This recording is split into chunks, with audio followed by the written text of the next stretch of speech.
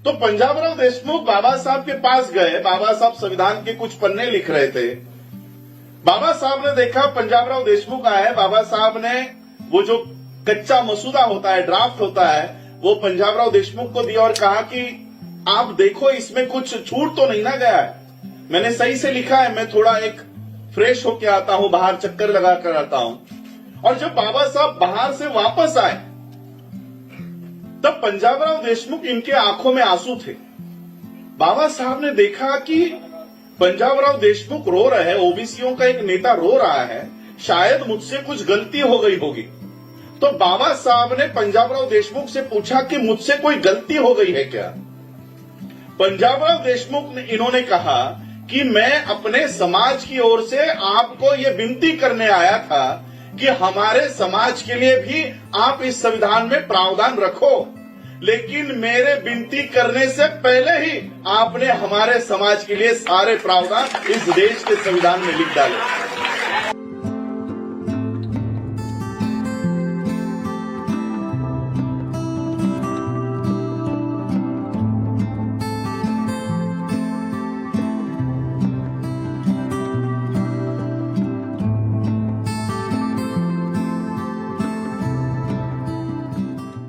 Programme का नाम रखा है गुजिया सेवैया मिलन समारोह। भारत के देश की ये खूबसूरत बात है कि इस देश में, क्योंकि मैं पूरे देश में घूमता हूं, साउथ में जाता हूं, नॉर्थ में जाता हूं, 100 किलोमीटर के दूरी पर लोगों की भाषा बदलती है, पहराव बदलता है, खाना बदलता है, ढंग बदलता है, लेकिन 140 करोड़ लोगों को इकट्ठा रखने का काम इस देश के संविधान ने आज भी किया हुआ है।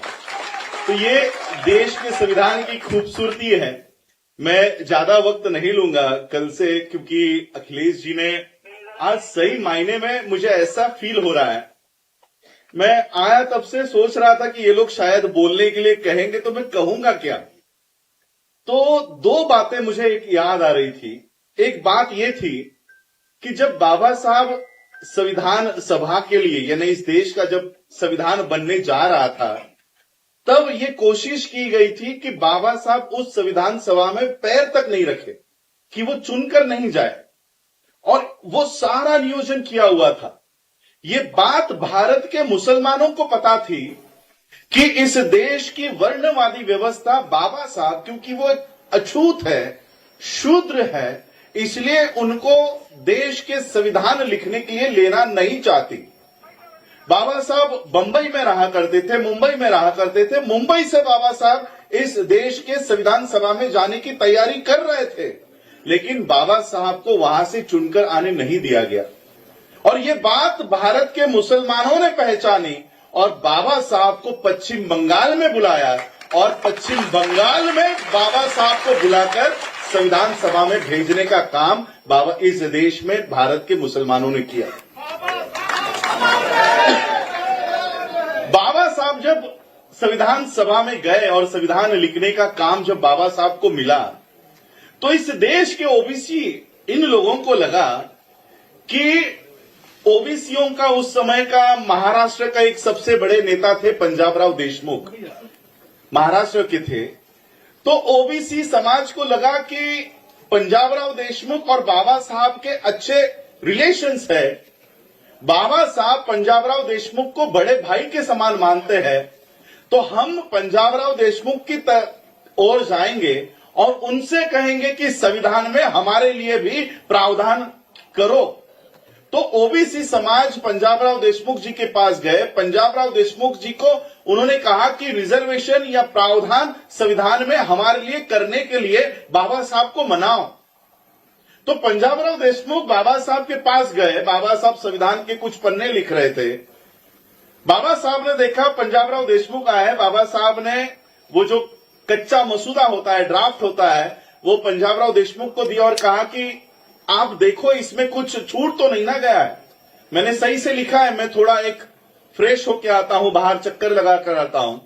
और जब बाबा साहब बाहर से वापस आए तब पंजाबराव देशमुख, इनके आंखों में आंसू थे।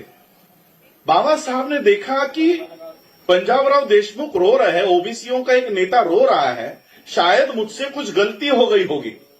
तो बाबा साहब ने पंजाबराव देशमुख से पूछा कि मुझसे कोई गलती हो गई है क्या? पंजाबराव देशमुख ने इन्होंने कहा कि मैं अपने समाज की ओर से आपको ये विनती करने आया था कि हमारे समाज के लिए भी आप इस संविधान में प्रावधान रखो, लेकिन मेरे विनती करने से पहले ही आपने हमारे समाज के लिए सारे प्रावधान इस देश के संविधान में लिख डाले। तो आज इस कार्यक्रम में आने के बाद मुझे ऐसा लगा कि मैं अपने दो बड़े भाइयों से वापस मिल रहा हूं, ओबीसी और मुस्लिम समाज के, जो आज पीड़ित, पिछड़ा, दलित और अल्पसंख्यक, ये जो इस देश के लोगों को इकट्ठा लाने का काम माननीय अखिलेश जी कर रहे हैं। मैं अपने जीवन का अगर इसमें छोटा सा भी हिस्सेदार बन सकूं तो मुझे गर्व होगा कि बाबा साहब के संविधान को बचाने की लड़ाई में मैं आपके साथ था। मैं ज्यादा बात नहीं करूंगा, हमने उस समय के नारे सुने हैं, वो नारे में वापस नहीं लगाना चाहूंगा, लेकिन एक नारा मैं आज जरूर यहां से लगाना चाहूंगा कि मिले अंबेडकर और अखिलेश, मिले अंबेडकर और अखिलेश, खुल जाएंगे साधुओं के भेष।